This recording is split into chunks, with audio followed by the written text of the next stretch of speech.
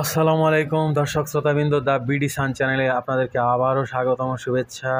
গত ভিডিওতে বাংলাদেশের চিকেন নেক খ্যাত ফেনী, নোয়াখালী এবং চট্টগ্রামের মাঝামাঝি যে এলাকাটি সেটি নিয়ে সামান্য আলোচনা করেছিলাম। আজকেও আরেকটু সামান্য আলোচনা করে এই সমস্যাটা সমাধানের আরেকটু উপায় নিয়ে কথা বলবো। সেটা হচ্ছে, আপনারা জানেন বাংলাদেশের এই এলাকাটিকে কিন্তু ইন্ডিয়ার মিডিয়া বা ইন্ডিয়ারা কিন্তু অলরেডি চিকেন নেক হিসেবে পরিগণিত করেছে। তো বাংলাদেশের যা নিরাপত্তা এবং সার্বভৌমত্বের জন্য হুমকি সৃষ্টি করেছে বলে আমাদের মনে হচ্ছে অনেকেরই, যারা দেশের নিরাপত্তা এবং আপনার সার্বভৌমত্ব নিয়ে চিন্তা করেন, তারা বেশ চিন্তায় পড়ে গেছেন। এটা থেকে আমরা কিন্তু ইজিলি এই চিকেন নেক সমস্যা যেটা পরিগণিত করা হচ্ছে বা ভাবা হচ্ছে, সেটা কিন্তু আমরা খুব সহজেই এটা থেকে আমরা মুক্তি পেতে পারি। কারণ আমি আগের ভিডিওতে বলেছিলাম বাংলাদেশের দক্ষিণে রয়েছে অপার সমুদ্র।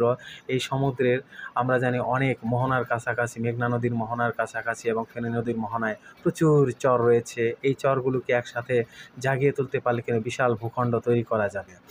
এবং আমরা জানি মেঘনা নদীতে প্রচুর চর রয়েছে যেগুলোতে মানুষের বসতি নেই, বরং এগুলা লঞ্চ চলাচলে ব্যাঘাত ঘটায়। তো আমি বলবো, ড্রেজিং করে ওই চরগুলোর সম্পূর্ণ মাটিকে যদি সন্দ্বীপ থেকে, আপনার সন্দ্বীপ চ্যানেল থেকে শুরু করে হাতিয়া দ্বীপ পর্যন্ত ভরাট করে দেওয়া হয়, তাহলে কিন্তু বাংলাদেশ ৩-৪ হাজার বর্গ কিলোমিটার এলাকা সমভূমি পাবে এবং সেখানে কিন্তু বিশাল জনবসতি গড়ে তোলা যেতে পারে। বাংলাদেশের আয়তন বৃদ্ধি পাবে, এটা আমি আগেও বলেছিলাম এবং আজকেও আমি বলবো যে এই এলাকাটিকে যদি ভরাট করা যায় এবং ফেনী নদীর চ্যানেলটাকে আরও সমুদ্র পর্যন্ত ২০ থেকে ৩০ কিলোমিটার পর্যন্ত আরও বড় করা যায় চ্যানেলের মাধ্যমে, ফেনী নদীর চ্যানেলকে ঠিক রেখে, এবং সন্দ্বীপ থেকে হাতিয়া পর্যন্ত যদি পুরো এলাকাটিকে ভরাট করে পরে নদীর সিস্টেমগুলো ঠিক রাখা হয়, তাহলে কিন্তু আমাদের সমস্যা ইজিলি কেটে যাবে এবং নোয়াখালীবাসীর স্বপ্ন, বিভাগের স্বপ্নটাও কিন্তু পূরণ হতে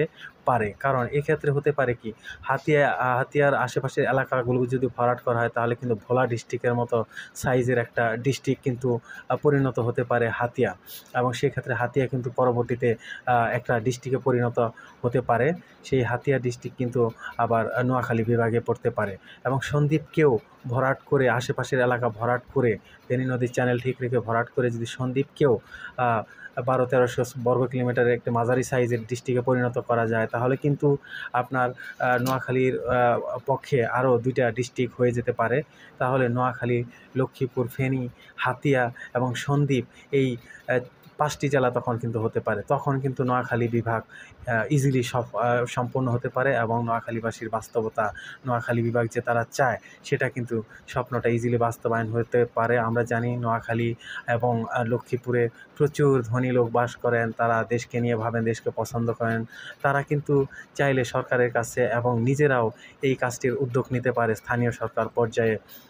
আলোচনার মাধ্যমে দেশের নিরাপত্তাও কিন্তু এই অঞ্চলটির উপর অনেকটাই ডিপেন্ড করতেছে। কারণ চট্টগ্রামের বিচ্ছিন্নতাবাদী আন্দোলন বা ভারতীয় কার্যক্রম থেকে আমরা যদি সুন্দর নিরাপদ থাকতে চাই, তাহলে কিন্তু এখানে 2টি ডিস্ট্রিক্ট খুবই গুরুত্বপূর্ণ। 2টি ডিস্ট্রিক্ট, ওই এলাকার মাটি ভরাট করে আরও 2টি ডিস্ট্রিক্ট সৃষ্টি করা খুবই গুরুত্বপূর্ণ। তাহলে নোয়াখালীবাসীর স্বপ্নও পূরণ হবে, বিভাগের স্বপ্ন পূরণ হবে। নোয়াখালী বিভাগ হতে পারে ইজিলি তখন 5টি ডিস্ট্রিক্ট কী হতে পারে, বাংলাদেশের আয়তন ৩-৪ হাজার বর্গ কিলোমিটার বৃদ্ধি পাবে এবং আমাদের কিন্তু ওই চিকেন নেক খ্যাত অঞ্চলটি আর চিকেন নেক থাকবে না। তখন গড় দূরত্ব ইন্ডিয়া থেকে 50 থেকে 60 কিলোমিটার হয়ে যাবে এবং একটা উর্বর এলাকা আমরা পাবো। তো এটাই আমার কথা ছিল আপনাদের সাথে। সবাই আমার পাশে থাকবেন, আমাকে সাবস্ক্রাইব করবেন, আমার চ্যানেলের আমাকে আরও উন্নত, আরও সুন্দর ভিডিও প্রদানে উৎসাহিত করবেন। সবাই ভালো থাকবেন। আসসালামু আলাইকুম।